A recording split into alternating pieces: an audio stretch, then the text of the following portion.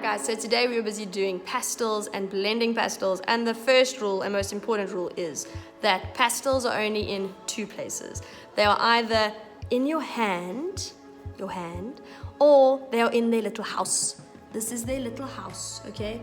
These poor little pastels are very scared. They need to be in their house or in your hand, because otherwise, if you leave them on your desk, they are going to roll off the desk and they're going to drop on the floor, and then someone is going to step on them and they're going to die, and I'm going to cry and you're going to cry, and your teacher's floor is a mess and it's a disaster, okay? So two places, in your hand or in their house, which is the box, okay? Alright guys, so what we're doing today is we are busy working on blending pastels, and when I say blending, it basically just means coloring with one color over another color with pastel. Now what's very important when you're doing this is that you need to choose colors that are related, that are close to each other on the color wheel, or light and dark versions of the same color. So we've got our pastels, and if you've got a fabulous box like this that have all got their colors, that also helps because you know that you can use colors that are next to each other in the box.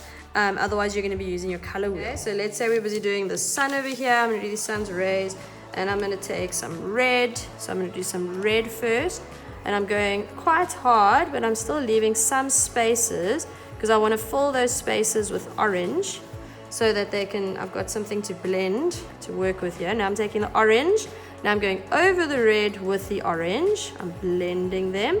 Okay, so I'm going over the red with the orange, and then I'm leaving some spaces. There's some orange, but it's not all solid because I want to leave some space for my yellow. And then I'm going to take my yellow. Always check if it's clean first. If it's not clean, give it a little rub on some scrap paper. Okay, and then I'm going over this with the yellow, and they are blending nicely together. Okay, so we're just going over it like that. And I'm going all the way to the end of my paper. I'm rubbing it like that. Okay, it's going to make a much brighter color than if I rub it with a piece of tissue or with my finger or whatever. Okay, and be careful with the black.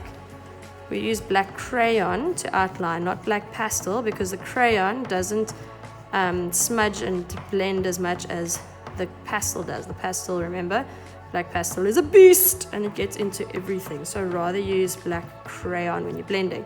Okay, and there we go. So now you can see those colors flow into each other, they bleed into each other. It looks really nice and natural. Versus if you just color blocks. So let's say I color red. Okay, so this is without blending. If I don't blend, it looks like this. It's like red, and then I go orange, but they're not blending into each other, they're lines, and then yellow. Okay, and then it's yellow like that. Check me not cleaning that pastel, but anyway. Okay, and even if I colored really solid, we don't want these blocks of color. We want the colors to flow into each other like that because it makes it look more natural. Right, another way to blend is to use white. White is also a really cool color. So there you've got those three colors that are blended over each other. And then what I can also do is I can also blend using white. So I can take the colors and I can color with them nicely. And I don't really blend too much, just a little bit. And then I go over the colors with white. I'm going to start at my light side. Always check that your pastel's clean first. See, mine's got a little bit of red going on there. So I'm going to clean that off, or I can color it off on some scrap paper, and then I go over. Obviously, if I'm adding white makes colors lighter, so it's going to make all of my colors lighter than it was to start off with, but it also makes it really beautiful. So you can create that sort of effect if you add white to it. Then if you want to do black pastel is a dangerous beast, so always be very careful with it. But if you want to make like a darker shadow, then you can always add black first, not last, because if you put black over it, look here what happens if I take black and I go over with black, it just completely suffocates all of those colors and you just basically have black, which is cool for scraping. You can do that, and then you can scrape it off with a pencil or like a society stick or something, and then you can see those colors underneath. So you can do that if you want to, but if you want to blend, then black's not the way to go really.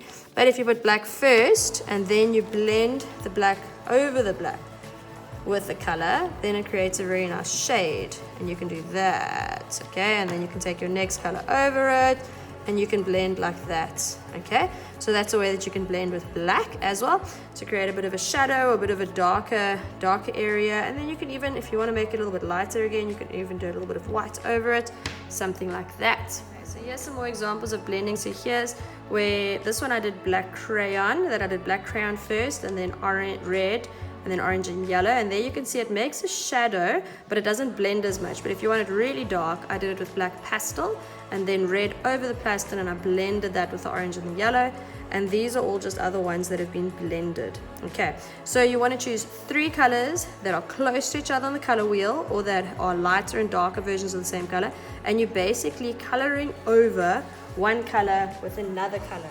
And there you have it, pastel blending. Give it a try and keep practicing. Good luck, guys.